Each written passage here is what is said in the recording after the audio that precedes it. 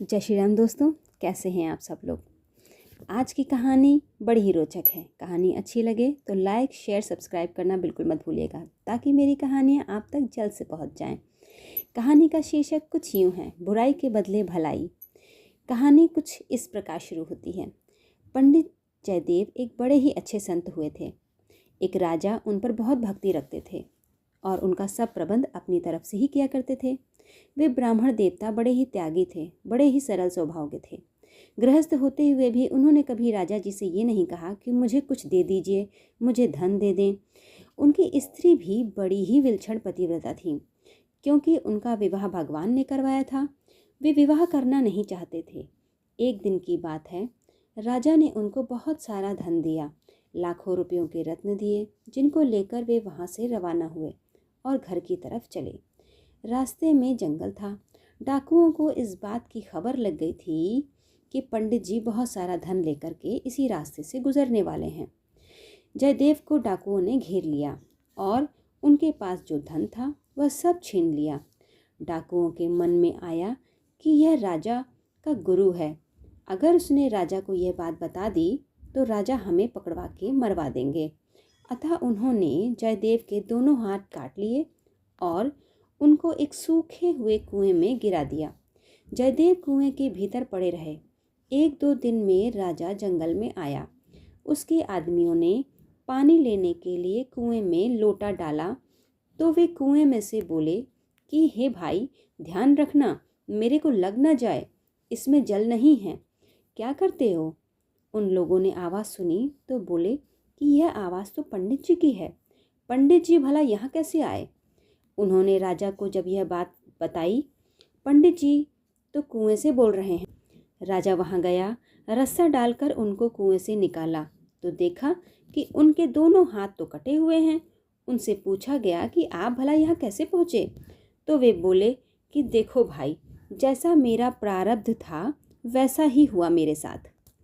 उनसे बहुत कहा गया कि बताइए सही क्या है, कौन है, कैसा है, परंतु उन्होंने कुछ भी नहीं बताया। कहा कि हमारे कर्मों का फल है। राजा उनको घर पर ले गए, उनकी मरहम पट्टी की, इलाज किया और खिलाने पिलाने आदि सब तरह की व्यवस्थाएं की। एक दिन की बात है, जिन्होंने जयदेव के हाथ काटे थे वे चारों डाकू साधु के वेश में कहीं जा रहे थे। उनको राजा ने भी देखा और जयदेव ने भी देखा। जयदेव ने उनको पहचान लिया कि ये वही डाकू हैं जिन्होंने राजा से कहा कि देखो राजन, तुम धन लेने के लिए बहुत आग्रह करते हो। अगर धन देना ही चाहते हो तो वे जो चारों जा रहे हैं वे मेरे मित्र हैं, उनको धन दे दो। मेरे को धन दो या मेरे मित्रों को, बात एक ही है। राजा को बड़ा ही आश्चर्य हुआ कि पंडित जी ने कभी उम्र भर में किसी के प्रति आप दे दो ऐसा नहीं कहा, पर आज इन्होंने कह दिया कि राजा ने उन चारों को बुलवाया।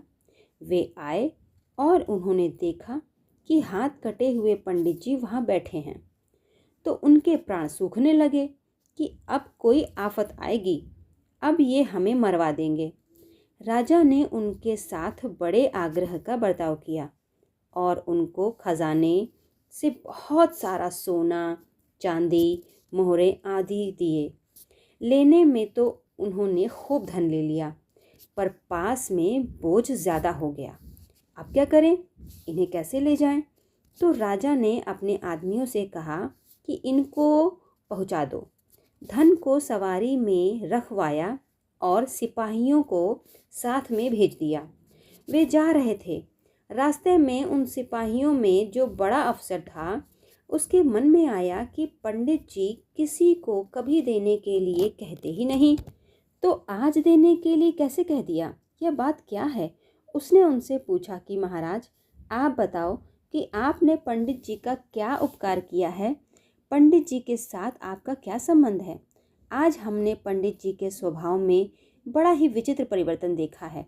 बहुत वर्षों से देखता आया हूँ कि पंडित जी किसी को भी ऐसा नहीं कहते कि इसको दे दो, पर आपके लिए ऐसा कहा तो बात क्या है?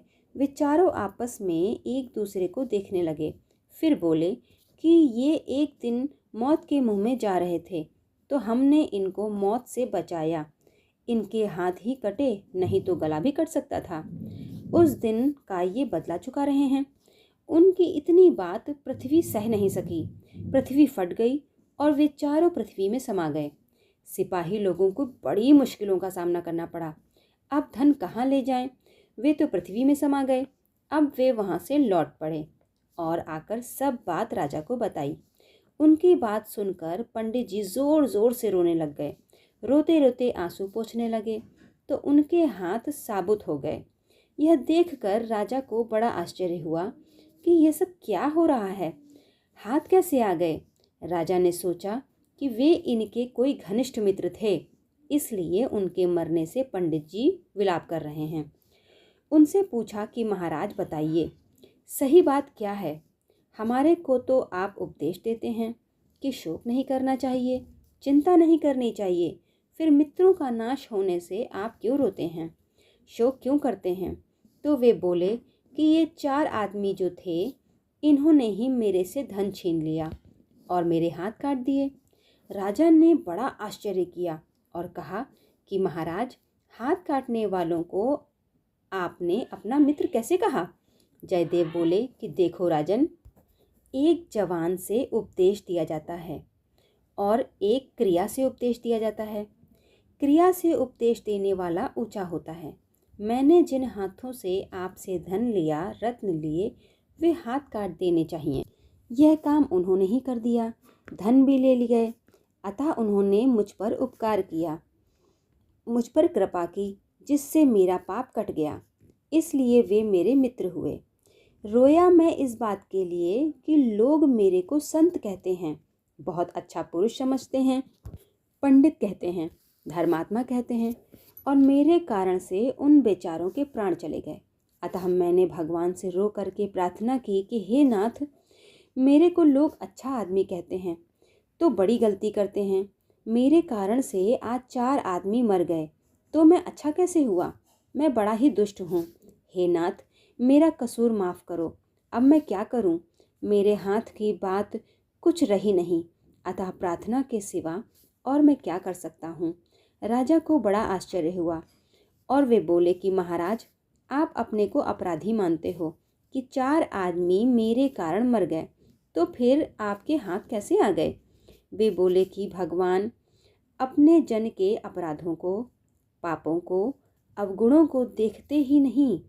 उन्होंने कृपा की तो हाथ आ गए। राजा ने कहा कि महाराज, उन्होंने आपको इतना दुख दिया तो आपने उनको धन क्यों दिलवाया? वे बोले कि देखो राजन, उनको धन का लोभ था और लोभ होने से वे और किसी के हाथ काटेंगे। अतः विचार किया कि आप धन देना ही चाहते हैं, तो उनको इतना धन दे दिया जाए जिससे वे निर्दोषों की हत्या ना करें। मैं तो सदोष था, इसलिए मुझे दुख दे दिया, परंतु वे किसी निर्दोष को दुख ना दे दें, इसलिए मैंने उनको भरपेट धन दिलवा दिया। राजा जी को बड़ा ही आश्चर्य हुआ। उसने कहा कि आपने मेरे को पहले क्यों नहीं बताया? वे बोले कि महाराज, अगर पहले बताता तो आप उनको दंड देते। मैं उनको दंड नहीं दिलवाना चाहता था, मैं तो उनकी सहायता करना चाहता था, क्योंकि उन्होंने मेरे पापों का नाश किया, मेरे को क्रियात्मक उपदेश दिया। मैंने तो अपने पापों का फल भोगा, इसलिए मेरे हाथ कट गए। नहीं तो भगवान के दरबार में भगवान के रहते हुए किसी को अनुचित दंड दे सकता है? कोई नहीं दे सकता। यह तो उनका उपकार है कि मेरे पापों का फल भुगताकर मेरे को शुद्ध कर दिया। इस कथा से यह सिद्ध होता है कि सुख या दुख को देने वाला कोई दूसरा नहीं है, कोई दूसरा सुख दुख देता है, यह समझना कुबुद्धि है। दुख तो हमारे प्रारब्ध से मिलता है, पर उसमें कोई निमित्त बन जाता है तो उस पर दया आनी चाहिए कि बेचारा मुफ्त में ही पाप का भागी बन गया। यह कथा यहीं समाप्त होती है। आपको ये कहानी कैसी लगी मुझे ज़रूर बताइएगा। तब तक के लिए जय श्री राम।